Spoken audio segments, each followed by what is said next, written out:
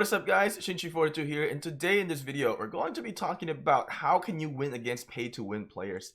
And basically this video, I had some experience when I first started this game, and I was in an alliance called IMM Immortals, and we were against this RVN alliance, this big Vietnamese alliance. They have so much allies, and there's a bunch of branches, and they paid the game to play, and they were bullies.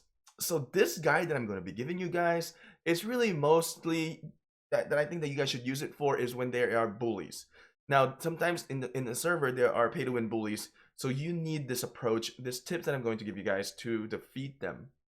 But let me tell you that you need these pay to win players. If they are nice, don't just attack them, or don't use the strategy I'm going to give you guys just because they are pay to win.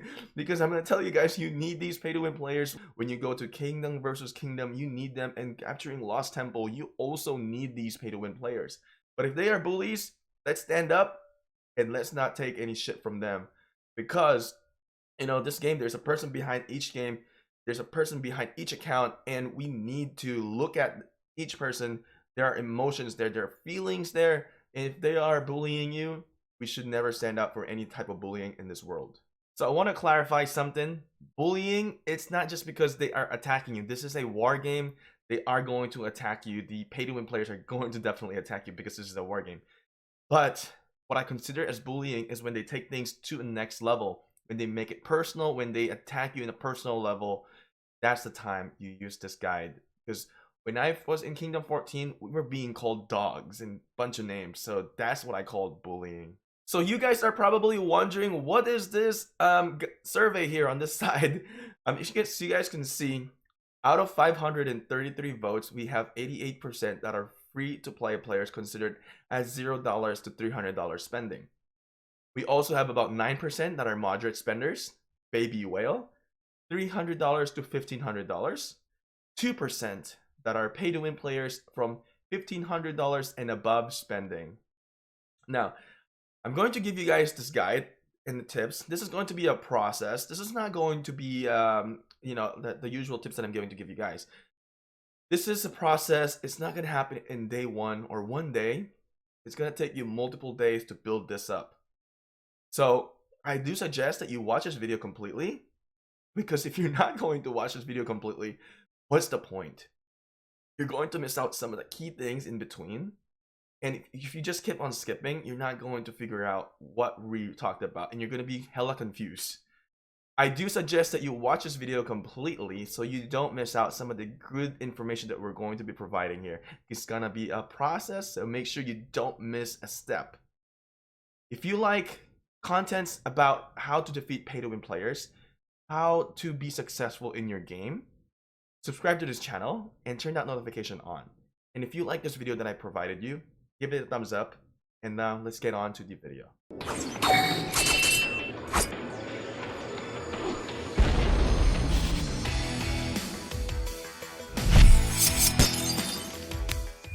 Let me know in the comment section below if you guys have this situation where you guys handled pay-to-win players or pay-to-win alliances and you defeated them.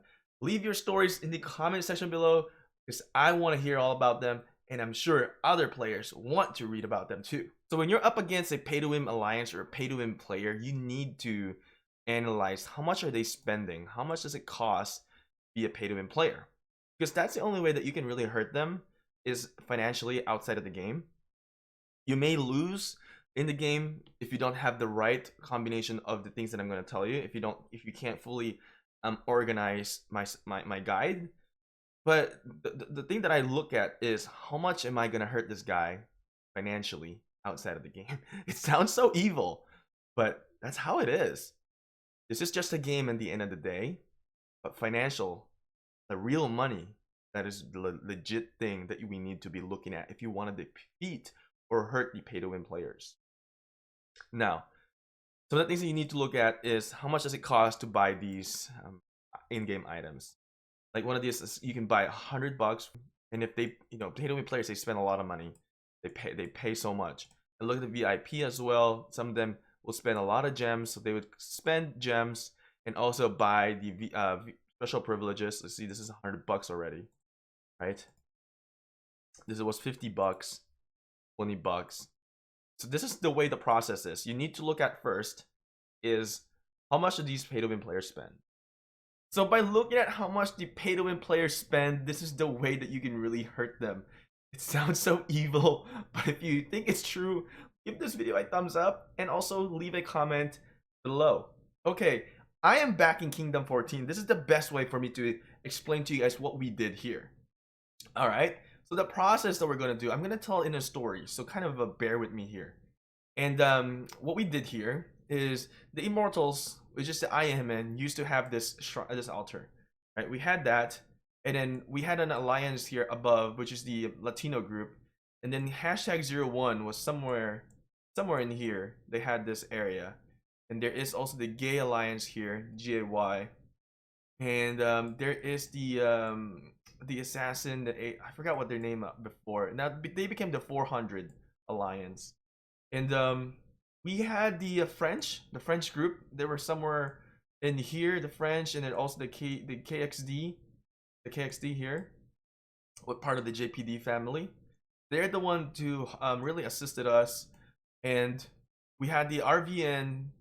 RVN had this whole area down, and they went up. Actually, we didn't. No, actually, we didn't have any shrine or altars at that time. They went up. They had this pass. They had 2 of the pass. So the RVN had these passes, if I remember it correctly, and then they had the VMP. I think the VMP is somewhere here, but they also had another alliance here, another Vietnamese alliance here. There were 3 alliances in one area. Now we built a resistance force. We built a chat room with #01. The current leader at that time was Nerf, not Snurf, but Nerf, NURF. And if she's still watching this video, I would love to have her comment here in the comment section. Me and her we're first in the game. This is our first time playing this game. We didn't know crap, but we talked. And funny thing is, we're both Filipinos at that time. I mean, not at that time. We were both Filipinos, and we kind of communicated. And then we found another Filipino alliance, and we built some resistance force towards the Vietnamese alliance. Let me tell you guys, this was the best time of my gaming at this stage. It was so much fun having this, even though we were losing. We built up that resistance force, so that's the process, is communicating with another alliance, another free-to-play alliance. So they weren't a big spender like us. Like you see, I'm still 2 million. I never really spent on this account and this Kingdom 14 account. So we built that chat room, and we communicated with the alliance in here and the Gay Alliance.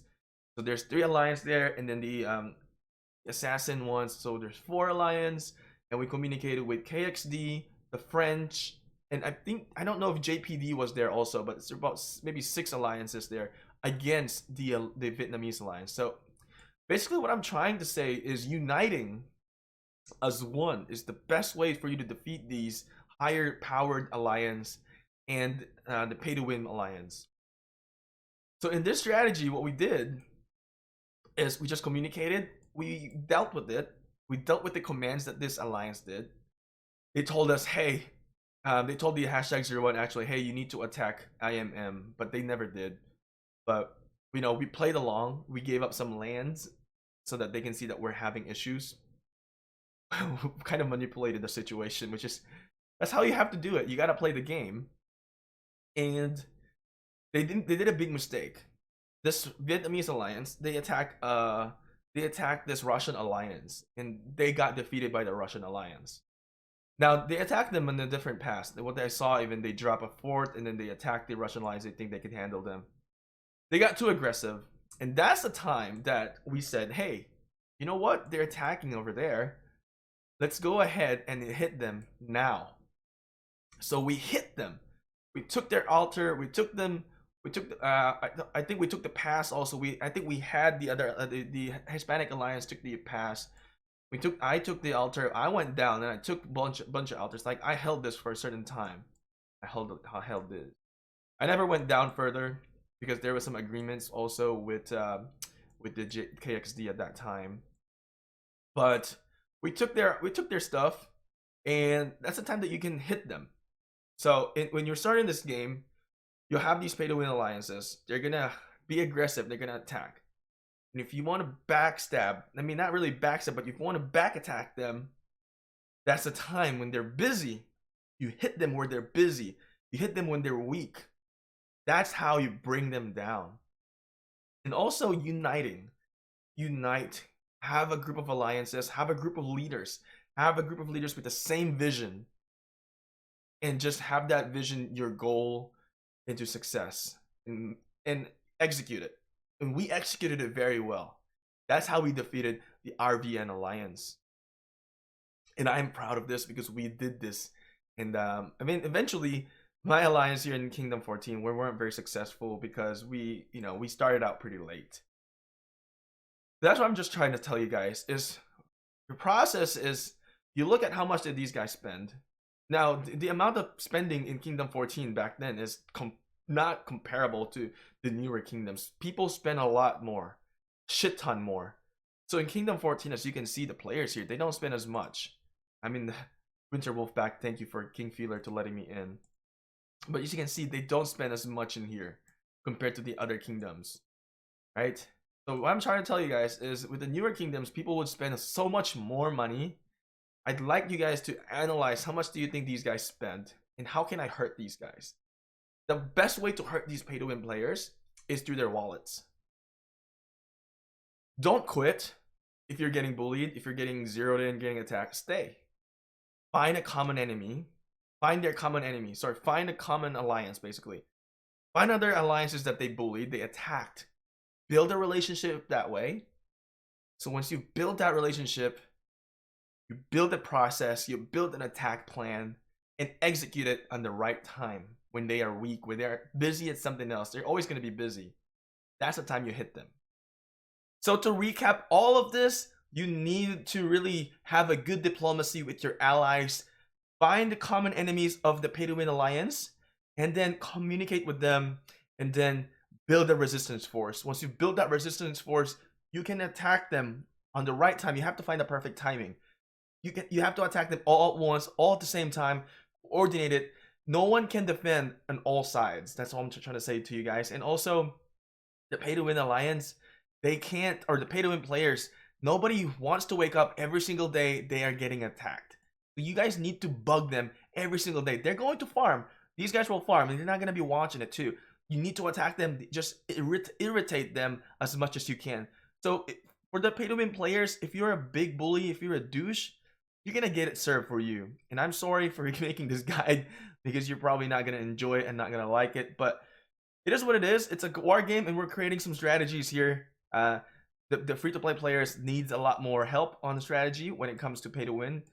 And this is why I try to make this guide, because there is a lot of free-to-play players in this channel, and I want to serve you guys a little bit here. And I've also, I've experienced that, and I told you guys in Kingdom 14 I experienced that. But not all pay-to-win players are douchebags. So let me tell you guys that in Kingdom 41, the pay-to-win players here are very nice, and they're very gorgeous. They really help me grow in this kingdom. So it depends on the player. Like I told you guys, at the end of the day, there's a player behind each account, and the player on that account, that personality, whoever he is the one that you're attacking when you're trying to hit the pay-to-win player. So you're attacking him at the financial level, at the outside of the game. One thing that I want to reiterate is that you guys should make sure to make the pay-to-win players spend as much money as they can when you are in this situation. That's how you ultimately defeat them. You're not going to be able to defeat them probably in the game if you're just one. But if you have multiple pay-to-win, multiple free-to-play alliance, this is possible to defeat them. You have to coordinate and attack them. But if you're one free-to-play alliance, the one way that you can do it is to fight until the end. Make the pay-to-win players or pay-to-win alliance spend more money. Remember, they're humans too. They got bills to pay. They're not going to be super rich. I mean, there's going to be an exception, few exceptions to that one, but not all of them can have an unlimited amount of money. So let me know what you guys think about this video, the strategies that I've given you, the tips that I've given you. I did it more of a story type of thing, but I hope you guys have enjoyed it. I hope you guys learned something from here. Now, you guys may have a different approach, different strategies. Make sure to let me know in the comment section below, and I'm sure everybody would love to hear about it.